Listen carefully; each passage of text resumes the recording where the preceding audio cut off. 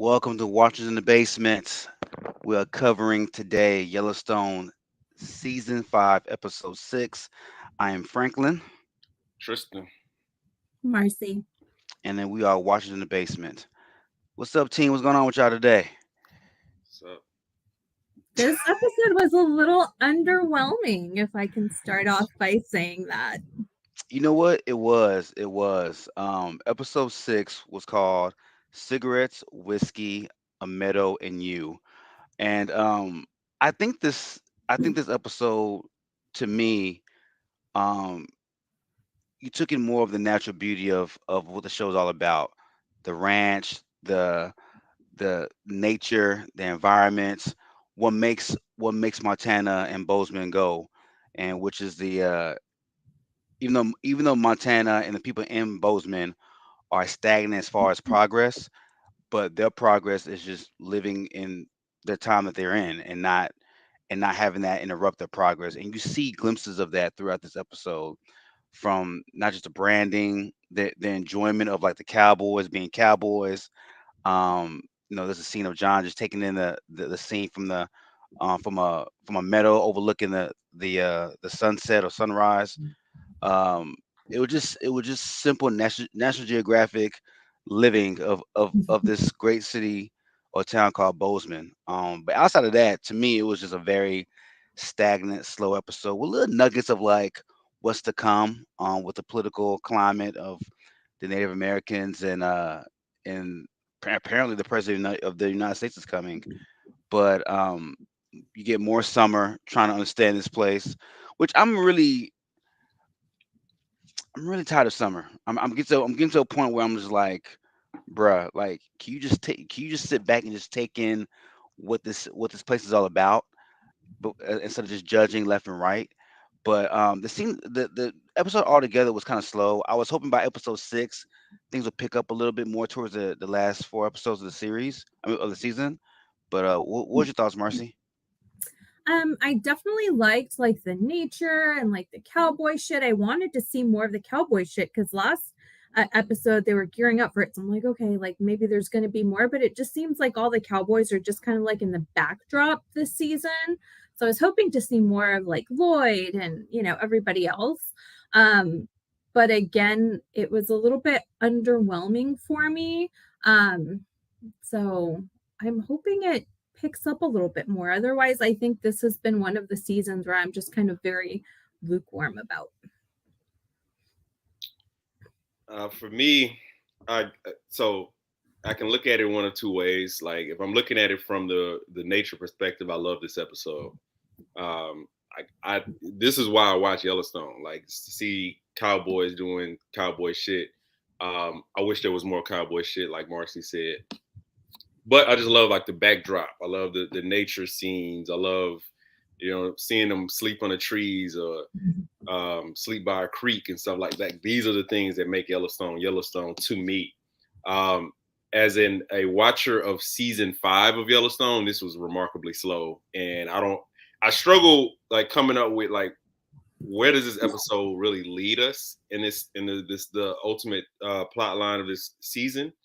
And like you said, Frank, like, there's some nuggets here that like are of more to come, but not enough to where I can look at this episode in relation to other episodes. Like the only reason this doesn't completely stand out by itself is because episode 5, foreshadowed not just the death, but just them going out and herding these cattles over the course of these days and stuff like that, and John inviting people out to the ranch. But ultimately, this is a standalone episode to me. Like when I watched this episode for the second time, I was like, there's not a ton of connection from this episode and what came before, um, and also what we think might come next. So it's really two lanes here, like just from a completely from a naturistic point of view.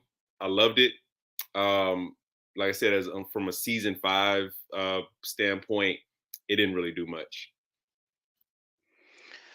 I think for me, I'm surprised how long this branding process has taken over now for almost 3 episodes.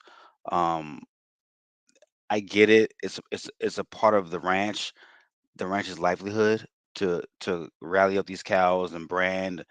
But it's like I thought there'd be more of a meaning behind it. I thought more would happen while the branding was going on. Um, I don't understand why it's been extended for so long. I mean, we first heard the mention of branding in episode 3. We're now at episode 6, and it looks like there's still gonna be branding in episode 7 as well. Um, let's talk about the opening scene where so John, Rib, Beth overlooking the meadow, looking at the sunrise as they get ready to rally the cows to move 'em out of the valley. And John is just, I guess being governor.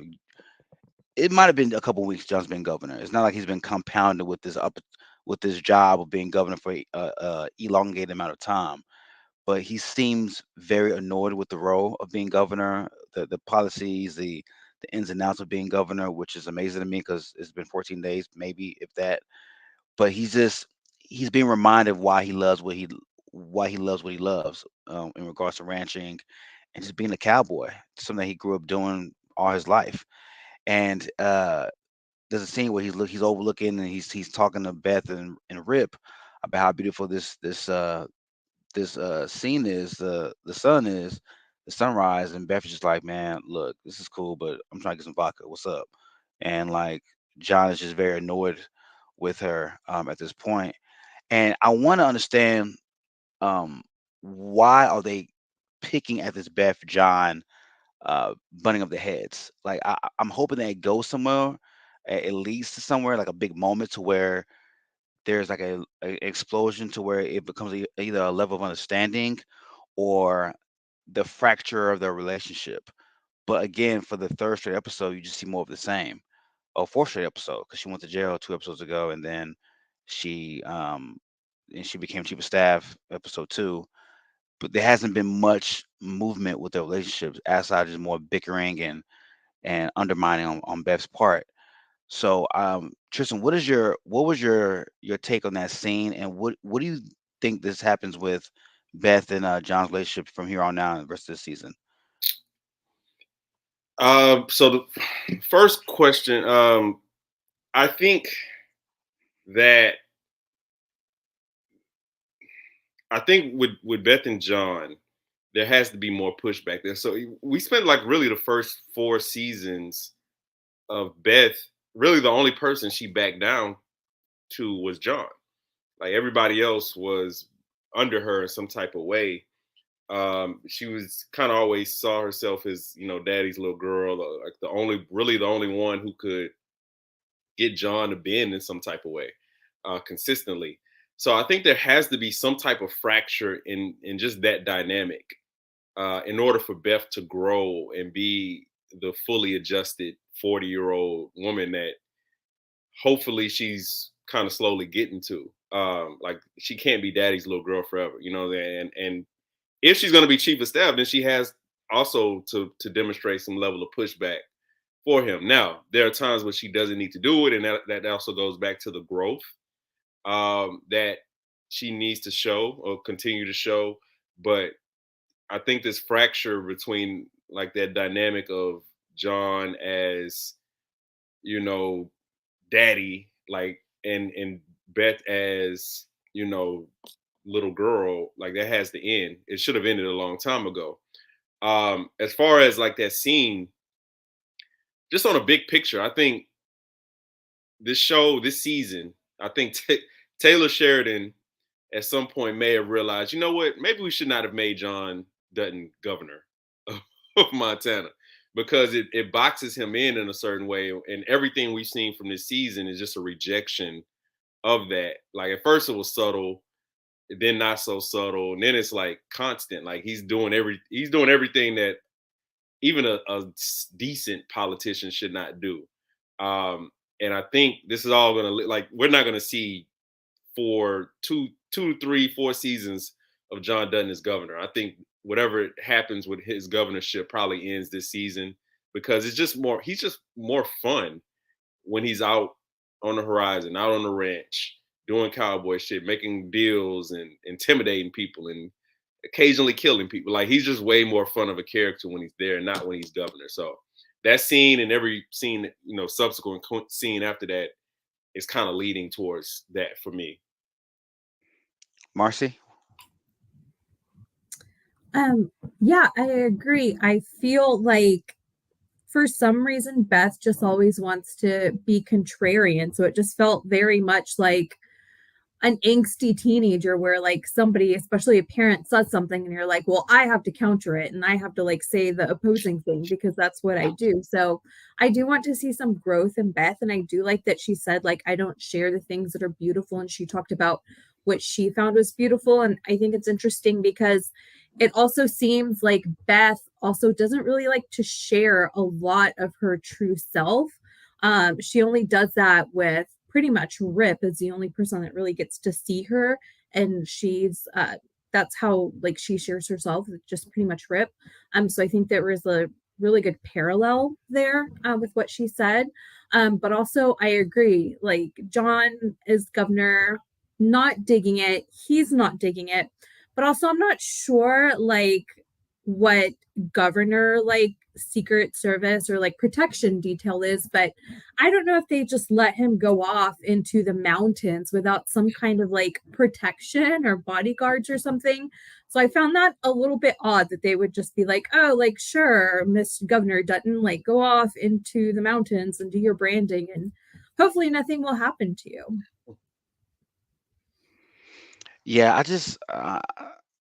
I agree with both of you guys. I don't know what more how much more interesting John Dutton can be being governor. And like you said, it does box him in because it takes away the the Western ranching action packed show that made the show so great for the first 3 seasons. Now he's political, and it's like, why I didn't come here to see you be political. I came here to see you be a badass cowboy. That's what makes the show pop.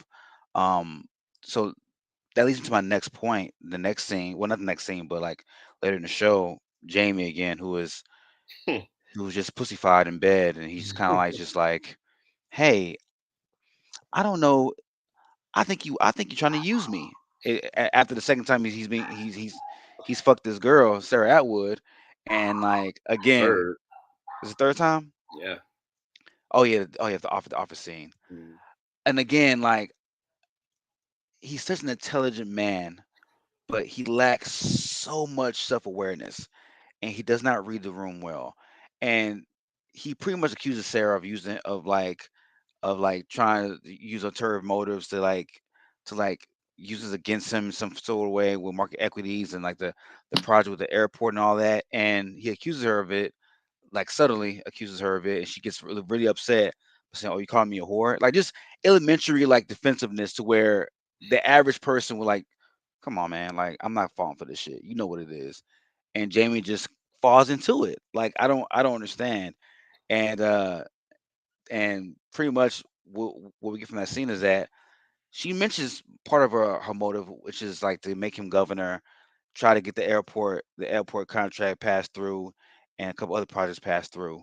Um, I did not like that scene because it was so remedial and elementary. It was not calculated at all. It was not. I thought Sarah will hide her cards even more better, and I thought, and if so, if not, Jamie should have picked up on that. Like Jamie, you're the AG of Montana. You are a law degree man. You are a very intelligent man. And it's kind of like Tyrion in season 7 and season 8. They're like making him dumber by each episode this season, and I don't understand why. Like, and you see part of Jamie's brilliance by getting Beth out of jail, and avoiding all those charges, and then he reverts back to being an idiot the minute he sees pussy. I don't understand that part of what Taylor's trying to convey in this season. Marcy, what was your take on that scene with Sarah Atwood, and were you satisfied with that scene? How No, it transpired? no, definitely not. First of all, I thought the scene ran a little bit too long. I think they could have shortened it a little bit. Um, Again, she didn't like hide her cards very well. She's like, "Oh, you're calling me a whore. Like, I can't believe you would think that I don't really like you. And here's my actual plan." But like sometimes I really want to root for Jamie and want to be like, well, like maybe he's like sneaky too and he's got his own agenda. But in this scene, he's basically like, well, like, I don't know why you like me. Like, I pretty much know my track record with women and like they don't really like me. So again, it's like you said, like he's the attorney general of Montana. He's a good looking guy, right? He's not like an ugly man, an unattractive man. He's also not, there's nothing I would say really unattractive about him. Unless, until you get to really talk to him and then he's all like pity party all the time. But again, the scene was too long. It's like, come on, Jamie, like, what the hell is wrong with you?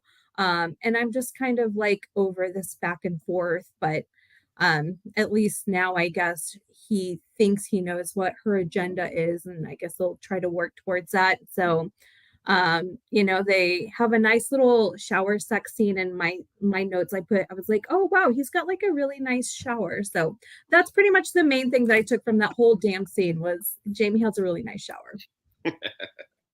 uh, That's a great observation, Marcy. did have a really nice shower. I love a nice stand-up shower. Um, I I felt like that scene was like out of Saved by the Bell or something. Like it was too on the nose. Um, really, the biggest thing I took from that scene was that Yellowstone does not do scheming very well. Like that's not a strong suit, right? And that's fine. Like this, like I don't think anybody came to that show because they wanted um to see schemes and plots. Like same thing.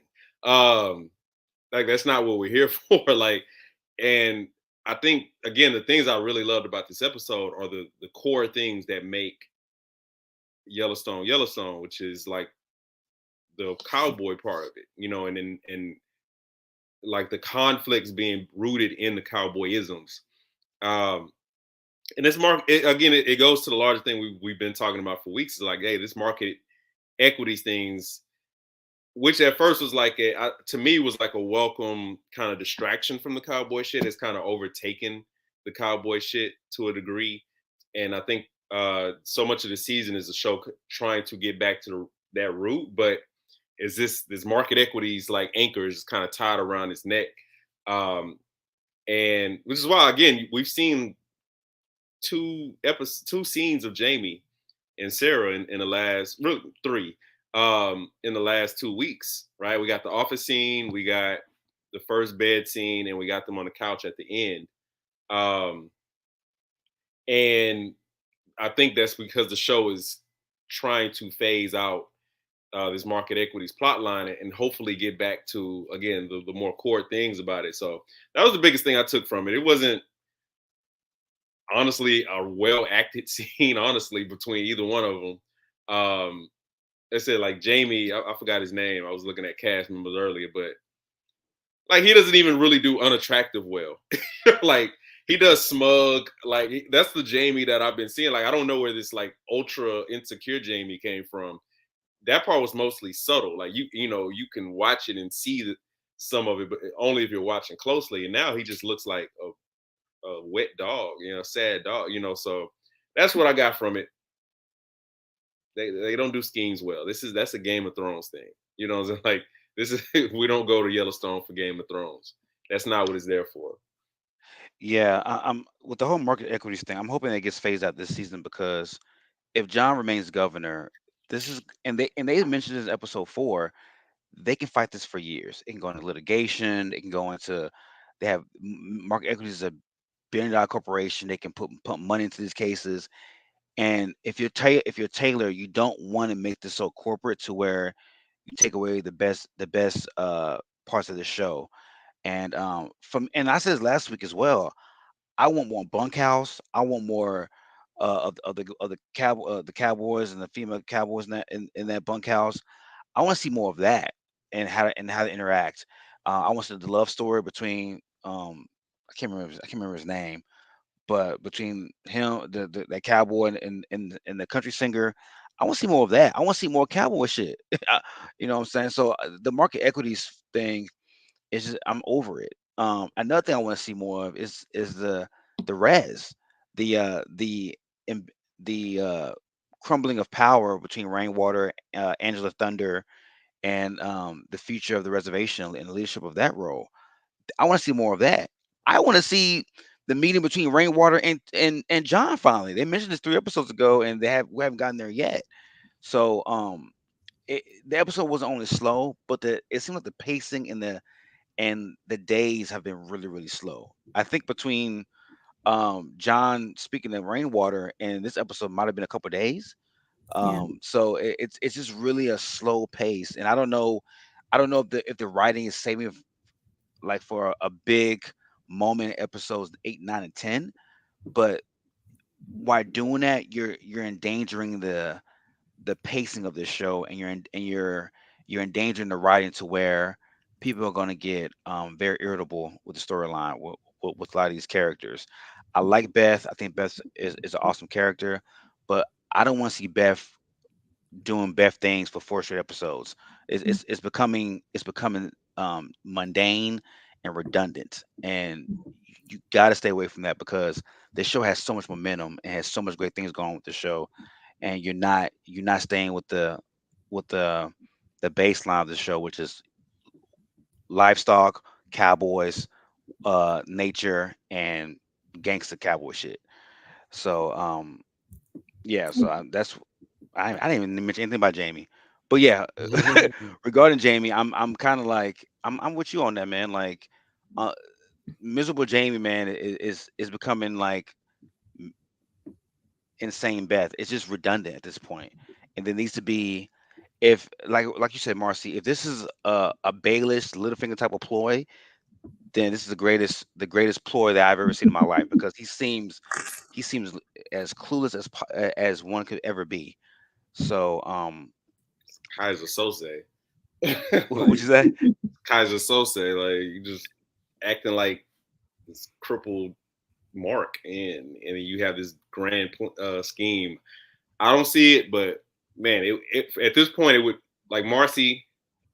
I semi root for Jamie. Like I don't want him to be like the dog that everybody kicks because that's just uncomfortable. But let's make it let's make it less easy to And root then for. also, where is like the baby and baby mama? It's also like, dude, like you bagged like this other really hot chick and you got her pregnant and you got a kid with her, and then you're sitting here saying like, oh, like women don't really like me. It's like, first of all, yes, you can get, hot chicks, but also like, where are they? Like, well, you're off with Sarah. So, and Frank, I do agree about the pacing. It's really weird. It feels like throughout like this whole season, like only maybe like a week and a half to 2 weeks have elapsed. But also like Monica is about maybe a week and a half from like being in this terrible accident where like she got ejected from the vehicle and she is now like been up and around and like cooking for like this branding party. So it's really weird how like a short amount of time has elapsed, but Monica's like all of a sudden great. She doesn't have any more bruising. And then even like Beth's face, it was supposed to be like she was in a fight the night before and like her face looks a lot less bruised, but Summer still looks very bruised. So I really don't know what's going on with the pacing there. Summer has open gashes. it's it's it's the weirdest thing. I don't even understand that at all. Um, but yeah, but you know what though? Also with Jamie's character, the two women that we've seen Jamie involved with were all st- strategically placed in his life to him. Like Linnell placed that girl, that campaign assistant in his life because she wanted a romance to manifest naturally. And with Sarah Atwood, she was placed there naturally. I mean, strategically by market equities. So as far as I've seen, I have not seen Jamie pull anybody on his own volition and own skill set. All these women that he's had relations with were all put there strategically, which makes him more of a mark. So, um, but Do to you think though, Frank, that the baby mama would have if she was set up, she would have allowed herself to get pregnant and then have this baby with somebody that she was just set up to be. That seems very weird. I mean, to me as a woman, if I were in that situation, I'm like, okay, sure, I'll play along. Like, I'll try to like make him think I like him, but I don't know if I'd go as far as to like have a kid with him. But I don't know. Maybe she has different motivations. I think think Linnell, her number one goal was to get Jamie in the office. She was grooming Jamie, and Linnell she's a veteran in this game, and she knows more than anything for a young late 30s, early 40s, upper rising candidate. You wanna create this home style. I'm committed. I have a wife, kids, this home style type of environment, so voters can fall in love with you, especially younger voters. And Montana has a lot of old heads, a lot of Gen X, a lot of baby boomers, and he's trying to. I think Linnell is trying to put things in place to where Montana can fall in love with him. Outside of just being John Dutton's son, and I mean, it is crazy to allow yourself to get pregnant, but I think that campaign assistant came from very humble beginnings as well. I don't think she came from like privilege and royalty or political royalty. and So she, I think she liked him, or at least like the potential that he had. yeah, Because I remember her, yelling at him about it, like, well, what you could be, what you can be. Not that he's shown any of those things, but yeah, I mean, you could say she liked him, but I think both things can be true. I think she could be strategically placed there, and for her to at least see something in Jamie, enough in Jamie, to have a child with him. mhm, So yeah, that's a good point. That's a good point. So we go to the scene, the breakfast scene with Mo and his family. Mo has a white wife. Did not know that. That's man, very I, Do we that know was in she's my white mental though? notes. Like, we don't want to generalize. Like, she could be like part native or full native, but she could be. that was my first thought too. And then I was like, well, let me not generalize. She could be. I mean, nothing wrong with that. I was just like, Mo seems like a very militant person. I would think Mo would be with somebody that's absolutely positively does not that passes the Native American test just by looking at them. But but no, we see Mo at the dinner table with his family, his wife and his kids, and the the ground is moving, the walls are shaking, pictures are falling off the wall. He runs outside. He sees military choppers, and his wife's confused, like, why is the military choppers going at a Native American res? So he gets in his car, he drives to the, I guess, the res town center, I guess, and sees Secret Servicemen. He sees stray dogs getting shot by military men. um uh the Secret Service person doesn't allow him in at first because he's like, this is only for only the chief counsel and his administration can be in here. He's like, I am the administration, I am the part of the administration. He calls Rainwater, and he finds out that the president POTUS, the president of the United States, is landing pretty soon, and making an appearance, which was totally random for me. I'm like, how do you just randomly throw this into the storyline? We didn't get any notice, any clues about this. But Tristan, what was your thoughts about that scene about who's coming to town?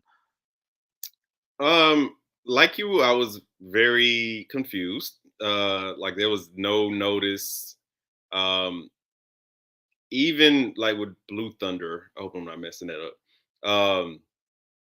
Even when they first brought her in this season, like I don't particularly remember in full like the conversation she had with Rainwater, but there was no foreshadow. Like you can't just bring the president of the United States into a show out of nowhere and it's like, hey, we're gonna see the president. Um, yeah, and because it wasn't foreshadowed anyway, I just don't know how I'm supposed to feel about that. Like I think that it's all being used as a vehicle to show the chasm between Rainwater and Blue Thunder and the different factions of the Native American tribe, different interests or different ways that they're trying to get them get those interests.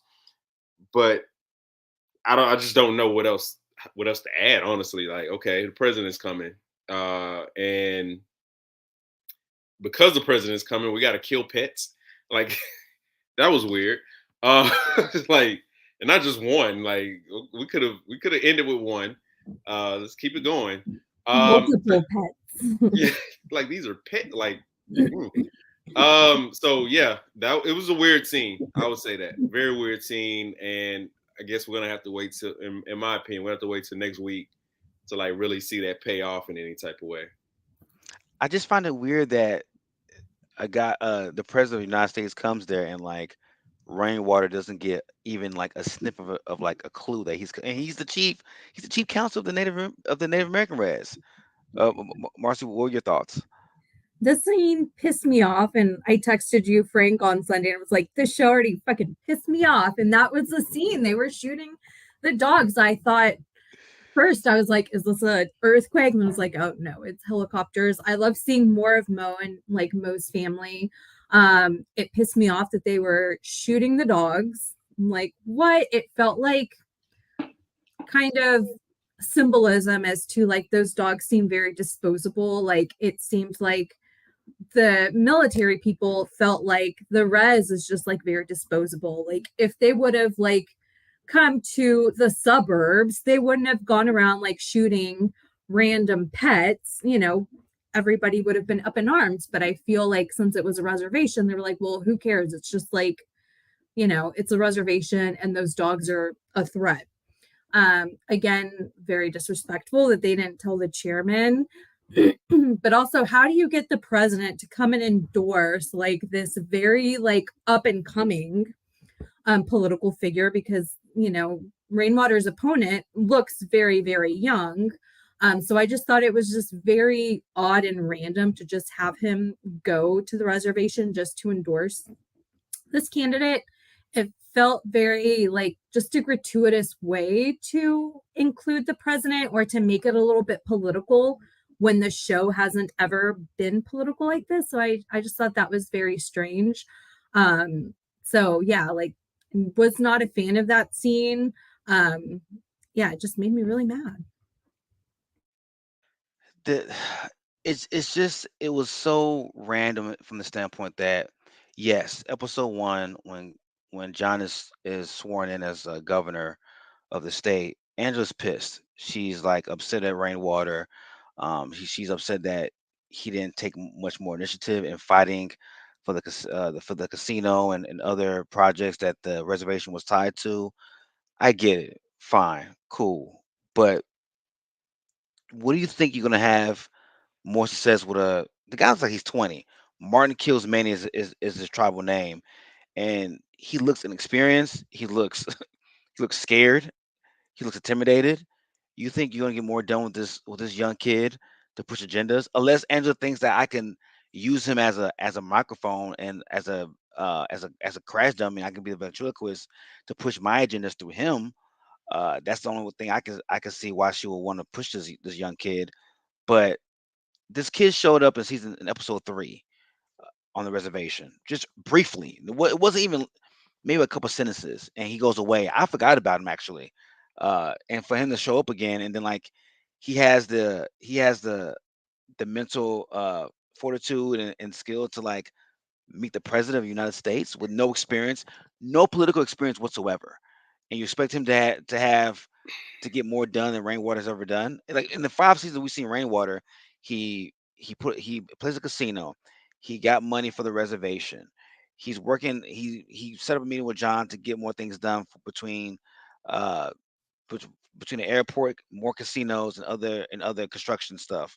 He leveled the education barrier on the reservation. If you're Angela, what more do you want? Like he's actively trying to improve the reservation and improve the quality of life.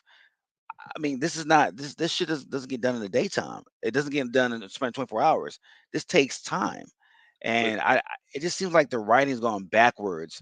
Because I don't understand Angela's motivations at all.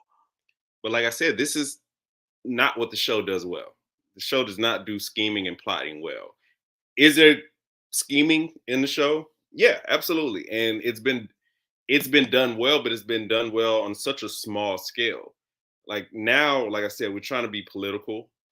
We're trying to also like discuss these broader themes about um, like old and newer political ideologies, and how to work with other people, work with the enemy, or work with the opposition. And the show just doesn't do those things really well.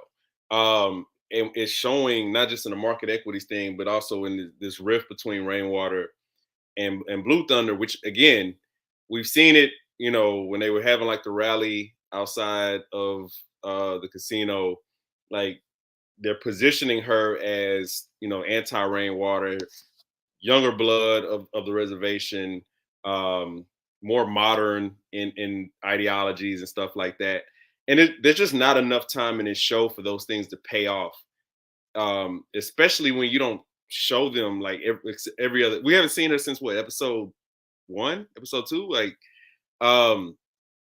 it's not enough there to pay off. Like, if you're gonna show like that type of conflict, then there has to be some type of leading to that conflict to where we feel like it's a civil war. I have to take this side. Like, we should be debating about which side are you on, Rainwater or Blue Thunder. We just don't care because there hasn't been enough there to lead up to it. So um the scene ultimately, like, I think it'll pay off in some type of way before the season is over. It just I can't feel anything about it right now with the context given. I agree. I hope it makes a lot of sense in the next 3 episodes, 4 episodes of what's going on, ties like some major storylines for the future of this res. And I need that John Rainwater meetup. I have a feeling that John's gonna be the gap, the closing gap between the president of the United States and Rainwater and the reservation. I have a feeling. I don't know how, but I feel like John's political um, awareness is gonna save Rainwater's position. So there's a scene where back to the branding, and the resting, the set up for camp for the night.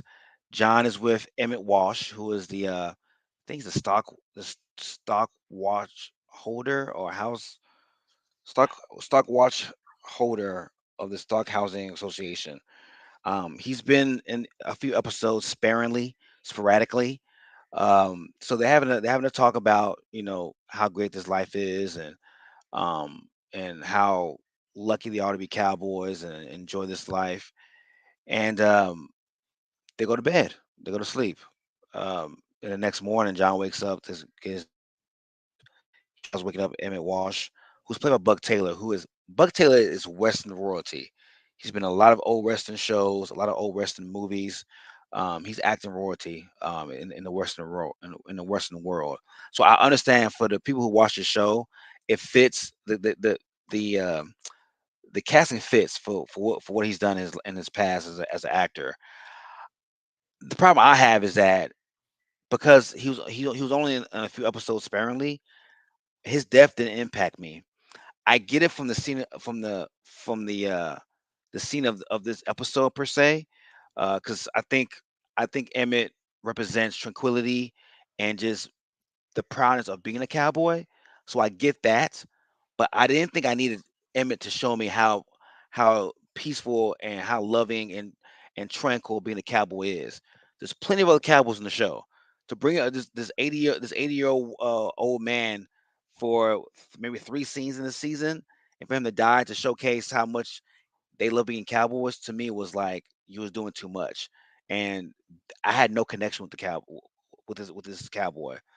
Um, what was your take, Tristan? I know we spoke offline about this, but what was your take about Emmett, his usefulness for the show, and what it meant, his death, and what it meant for the episode? All right, I'm going to make the case that Emmett's death, not Emmett the character, um, was really valuable to this episode and probably the plot line going forward. One, the obvious is, it allowed John to get that intentional or unintentional photo op of him hugging Emmett's wife after he lets her know that Emmett passed. That's one. So this also, gives him political capital something he's going to need in spades going forward. So that's the obvious. Less obvious is on a narrative sense, what Emmett's death showed for me is, I guess, a fork in the road for John of what he wants to be, what could happen if things just continue to go as they go. So um, we know John relishes cowboy life, right? But what Emmett's death should also show John, who's smarter than like your average cowboy, is that even the cowboy thing, there's a shelf life to it. Like there's an ending to it, and you never know when it's going to happen. You may not wake up, like you ranch may be gone tomorrow, like because of these external factors and stuff like that. But on the flip side, like it also reminds him of why he loves being a cowboy, is because of the sudden unsuddenness of it. Like anything could happen. Like you're a slave to nature, you know what I'm saying? And what better thing or place to be a slave to? So it just showing like the different parts of John's psyche right now. Like I think part of why he ran to be governor is because he understood that being a cowboy, or even being like the head cowboy, only came with so much power. And it could only take him so far, but being governor also takes him further than where he really wants to go. So like he's battling these things, and Emmett just happens to be a symbol of this inner conflict that John is having with just where he wants to go with the rest of his life. And just so I butcher his title, he was the chairman of the Stock Growers Association. That's the stockholders.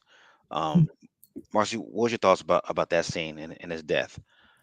I think John always seems to be wanting to hold on not only to the land, but just to the cowboy ways of life and in some part to the past.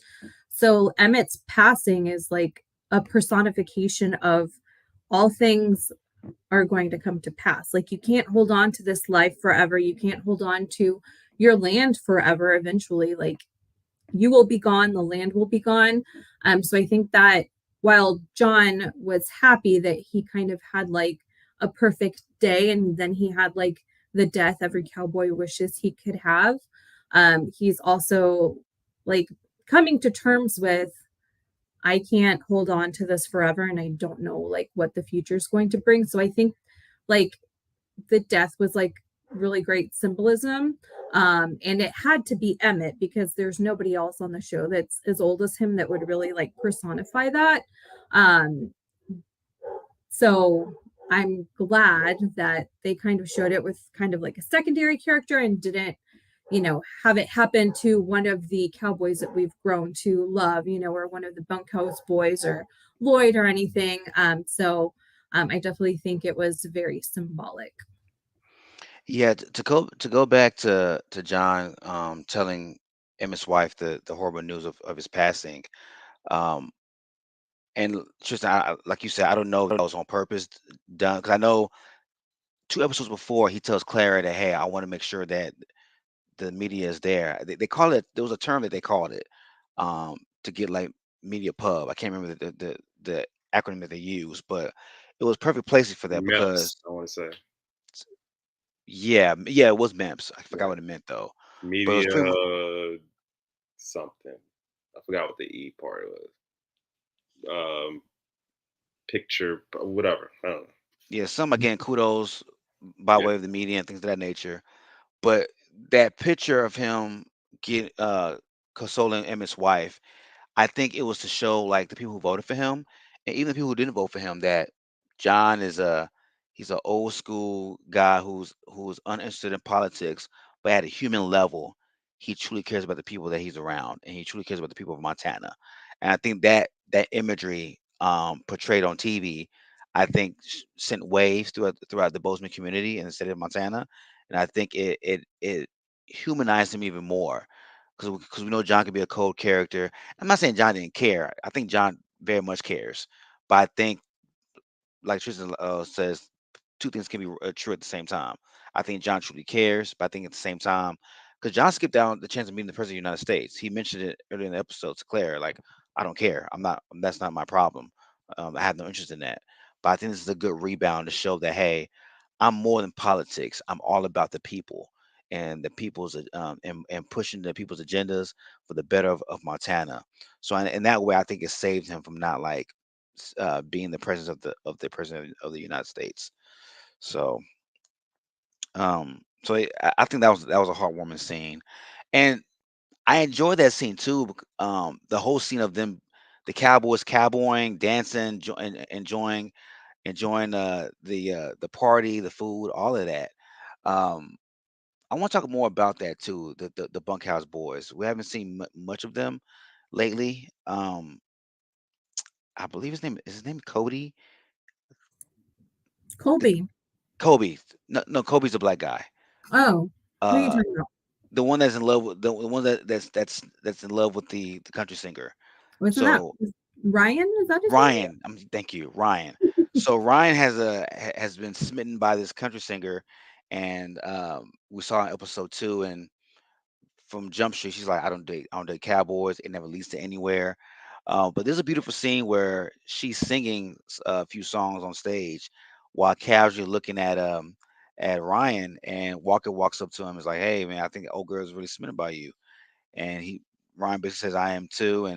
And Walker pulls uh the, the coolest hype man move by telling old girl to get off stage so he can sing while old girl approaches Ryan, and they can dance and kiss and all that kind of stuff. I need more of those scenes because I didn't know much of Ryan outside him cracking jokes of Lloyd here every so often. Seeing that personality, seeing Ryan come out a little more this season, I enjoy it because there's so many characters in the bookhouse. I mean, we get a lot of Lloyd, we get a lot of Walker, and we get Kobe and Teeter, but like Ryan was always was always in the background. So I'm glad Ryan's having a little bit of a coming out party in this season.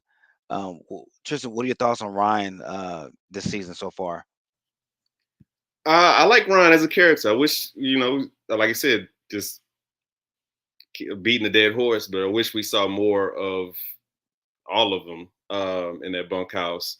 But I like Ryan. I think he's a very charming character. He doesn't.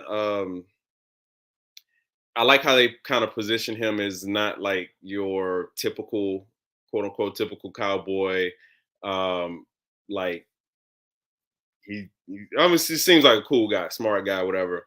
Um, I want to see more of him in the singer. You know, like these are just things that we lose out on because the show is, I guess, trying to branch out into like these political conflicts and economic conflicts, which are cool in some ways and not as cool in some other ways. But yeah, like that's a great storyline because again, the core of this show is what being a cowboy is and the legacy of being that particular cowboy on that particular ranch and all the stuff that comes with it. And as suspenseful, I guess, as the market equities plot is, it takes us away from that core conflict, which is like life of a cowboy, because the guys in the bunkhouse who we love so much are not really affected by what happens with market equities and John Dutton, at least um, overtly. So yeah, I want to see more of that. I want to see more of Kobe and the chick nobody understands. Like that. These are great storylines that they're kind of sacrificed, and I think part of like this branding scene or branding plot line is kind of getting back to that essence, and I hope we get more. I totally agree. I need more cowboy shit. Uh, so in that same that was a long actual that's an actual long scene, that cookout scene. In that same scene, Linnell shows up. Uh, John is there. Summer is there. So you see a low key love triangle in that very scene there. Linnell asks John about uh, how does Summer get out. John tells him that I pretty much have her under house arrest. He's like, "Oh, did you pardon your lover? He's like, no, I didn't pardon her. Pretty much just have her under house arrest for the next 6 months. She's still serving her sentence. So Linnell's showing a little bit of a judge streak here, while simultaneously Linnell tells John that she's been dating this politician that John knows as well. So so John laughs it off. He's like, whatever, you know. So I think John goes to Summer and asks her if Summer's having a good time. Has she eaten? And he asks Summer to dance, but Summer doesn't want to dance. Summer's like, nah, I'm good. Uh, I think she said something to the effect of like, ask your girlfriend over there or something like that in regards to Linnell. So he bounces back to Milk Linnell. senator. Yes, MILF Senator. There you go. And she has some MILF in her. I ain't gonna lie. Linnell got some MILF in her. I ain't gonna lie. For sure. Uh, so he goes back and asks Linnell to dance. She finally caves. So they're dancing and right in front of Summer. Uh, Marcy, what was your take with this whole fresh threesome that's love triangle that's going on right now between the three characters? It was kind of funny that, John is such a handsome man and a manly man, and he has game, but both of these women are like, no, like I'm cool. So it was interesting to see them both show a little bit of jealousy, but also I think it was that they're just maybe really not interested. Maybe they like John as a person, but I don't think at this point they're interested in pursuing anything more. Linnell's dating the Secretary of Energy, I think she said. And I think Summer's just kind of trying to adjust to like her new normal, which is to be on this ranch and to have to learn everything and to pretty much get like lectured on about everything. So it was just fun to see just John kind of, getting rejected twice in like 5 minutes. But I think Summer does like John because Summer says something to the fact that um, your 70 mixed signatures is I'm not cool with, which would suggest that she does has feelings for John, but is not cool with John's, I guess, passive ways of like showing interest. I guess I don't know. I didn't think Summer liked him like that. I thought Summer was just there to get some side dick on the side and become the environmentalist uh, counsel in his administration. So that kind of surprised me a little bit. I think she just had a really long day. She had to peel those potatoes, and that potato peeling scene was hard to watch because she couldn't peel the potato right. And I'm like, girl, you're a vegan. Like, how do you not know how to peel a damn potato? She was having such a hard time. So I think Summer was just like having a very long day. I think It there's a was a bunch of shit Summer can't do. I think she's kind of gaslighted us thinking she was this super intelligent progressive. Uh, um, I thought it was. I agree. I thought it was just a fun scene. Like, it's fun to see John in this element where he's not in total control. And like, I think he hopefully this season has shown him that he should start seeing the women in his life in less of a patriarchal sense, right? Like you saw with last episode with both Summer and Beth with the girls, like, we're not, you see girls here, like, and he sees Linnell as this reliable woman that he could always come back to at his convenience. And it's not always going to be like that. And he sees Summer as like this subordinate who he can always go to at his convenience, and it's not always going to be like that. So it's good seeing that. Again, these are lessons he needs to learn in this role that he's in as governor. Um, I don't know if he can though, Tristan. He's in his late 60s. He's stuck in his ways. He's a patriarchal royalty figure in Bozeman. I don't know if he can change his ways at this point of his life. he what we're seeing is he doesn't have a choice, you know what I'm saying? Because the thing that's happening with his land and being governor and all these different obstacles and conflicts, like he has to be able to adapt and adjust. And he's learned this really since season one, like more often and more sooner than he thought he would have to. He's going to have to adapt to the change in climate. And one of the ways he did that was becoming governor, but he's going to find that only comes with more ways that you have to adapt.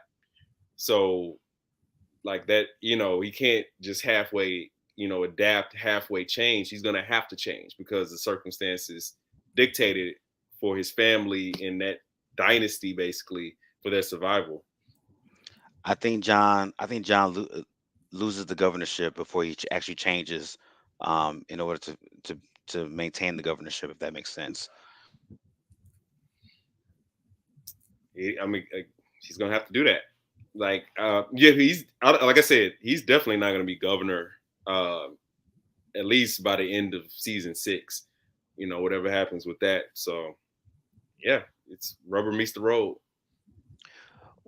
What are your guys' take about Monica, giving Summer game? It seemed like Monica is the more subtle, wise, um, safer route as far as giving advice, as opposed to John and Beth and the rest of the mates. What is your take with her approach of like showing Summer like, hey, this is the modern cowboys. This is more than just what you see of like livestock and all. This is a way of life. What what what is your take on Monica, Tristan? Um, oh shit, Steph is about to get thrown out the game. Um, for my take on Monica is this shows a lot of growth for Monica, because remember, Monica in a sense was Summer. um, and like she was the one who came at from an outsider's point of view with her own preconceived notions about the Dutton family, white people in general, ranchers, cowboys, whatever. And she's seen the empathy and she's seen the love that family shows and has shown to her, albeit in really like slow ways. Like it took a while, but she's seen it. So I think her lens shows her that if this person can be around and they can just experience the way this family interacts with each other, interacts with the land, the animals, and such, you'll at least, if not fully agree with them, at least understand where they come from. And like the basis of any good partnership or any good engagement or interaction is like just seeing the common ground. So it's just Monica, like just showing she's way different from where she was in season 1, where she was like pretty much combative with Casey and with the family. And she's, if not fully integrated, like she's mostly integrated to the point where she can still maintain outsider status when she needs to, but also understand and empathize with the family and with that lifestyle when need be as well. Marcy, what are your thoughts with Monica and Summer and their interaction? For me, again, I agree with Tristan. Like Summer's kind of now taking Monica's place as the outsider and like coming in with all of these like preconceived notions and all of these thoughts and feelings and ideas. But it feels like the show likes to bring the outsiders in and show like how unwavering they can be in like their righteousness and their feeling, and they eventually like learn how to adapt to the Dutton family, and to whiteness, basically, instead of showing how also the Dutton family and whiteness has to also adapt to other things, whiteness or conservatism or whatever. So I also thought it was kind of weird how Monica was like, well, Beth, can be like abrasive and things like that, but she's always stood up for me, is to kind of like, stand up for Beth, which is like fine. And it's true. Like Beth has stood up for her, but that doesn't mean that Beth hasn't also been a terrible person to others, especially to Summer, and set her up to get arrested. Right. So it just felt like very gaslighty to me to be like, well, like Beth, like she's good because she stood up for me. And it's like, yeah, that's great that she stood up for you, but she kind of like got me sent to prison and like kicked my ass. So like both of those things can be true. So I thought Monica's like sharing was a little bit heavy-handed at times. I think that part was definitely heavy-handed. I think the one part I did like about that conversation was Monica shedding perspective about the nature of where the ranch is at, where it's Mhm. located compared to the the uber metropolitan cities that Summer has lived in, the pollution that's Mhm. created there, the pending destruction of these cities. They're so anti nature, as opposed to where John and his people are from, where they reside. I think that brought light to what Summer's stance has been her whole life when it comes to environment. But I do think the calling of Beth from her standpoint, from Monica's standpoint, was a bit much. Like she whooped this woman's ass o- outside the house, and she got this woman arrested and was going to spend a decade in prison. And So she pretty let's. much just hated her because she had sex with John. Like there was nothing else that like Summer really did to Beth to get like all of the wrath. So again, I was like, okay, like great, but Beth can also be like a bitch. Like let's also honor that. Hmm. Hmm. Nah, I totally agree. I totally agree. I think we're all in agreement with this episode about how slow it was and how we all want more. Tristan, what do you think is going to happen in episode 7? This coming up Sunday. Uh, I think either Jamie gets sucked all the way into Sarah Atwood and her schemes and plots, um, or like we see that he's has a hold on it, on the situation, and he has some, secondary scheme, whatever. But one of those two has to happen, because if we just look from the trailer, at least, like Sarah, it seemed the perception is that she kind of has him hook, line, and sinker. So that happens. I don't know. Like the trailer didn't really lead to much. I don't really know where we're going from here. Like again, this episode is kind of a throwaway episode. So like I'm assuming that like at some point Yellowstone, the ranch has the answer for those wolves. So like that has to come back into play. Um, you know, John basically getting rid of so much of Montana's revenue in one impulsive swipe is going to come back. At least we got that from the trailer. After that, I don't know. I guess we'll Marcy, what about you? Again, more tying up of the loose ends with the wolves. Also, that man that Monica, like when they were both in the accident, like we don't really know what happened to him. I feel like that's a little bit of a loose end that maybe like will pay off somehow. I'm hoping to see more of like the conflict between Rainwater and Angela. And then also again, like you said, hopefully John and Rainwater can finally have their meeting that they need to have. And I what I liked was that Beth and Rip just had like very nice, like natural, like couple scenes. So that was refreshing to see. So maybe a little bit more of that. Yeah, I think those scenes, those flashbacks with Beth and Rip are gonna come to a head. Uh, if not next episode, episode 9.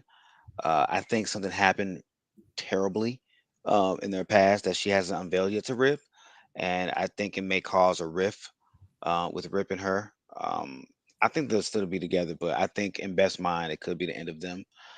I also think Summer's gonna play a major role as this new environmental person with the Wolves and John. I think she's gonna find a way to like help John in that area. Um, and I also think John's gonna come to aid with Thomas Rainwater and his issues with um, the new potential uh, chief counselor of the Reds and Angela as well. So I think those are all gonna come up. So I guess we'll see. But yeah, I can't wait for Sunday. I can't wait. I'm hoping that it picks up a lot. But thanks guys for being on the show, man. I appreciate y'all, and we'll keep it a little bit short today because it wasn't much more on this episode. But for more podcasting and more episodes coming up, please follow us on all the platforms. We're on Facebook, Twitter, Instagram. Follow us on social media at Watchers Basements, on YouTube as well, Watchers in the Basement. Like, subscribe. We're on the road to 200. We're almost at 200 subscribers. So please, man, support the show. And for those, for fans, y'all want us to cover other shows, let us know. Drop us a note. We have DMs on Instagram, DMs on Facebook as well. Let us know what you think. And then watch all of our past episodes. We have over 150 episodes in all, dating back to 2016. Give us a 5-star rating, please. We're also on Spotify and Apple Music as well. So please, man, give us a shout out. For myself, for Tristan, for Marcy, this is episode 6 of season 5 of Yellowstone. Watching the basements. You guys be safe out there, and happy holidays. See you next week.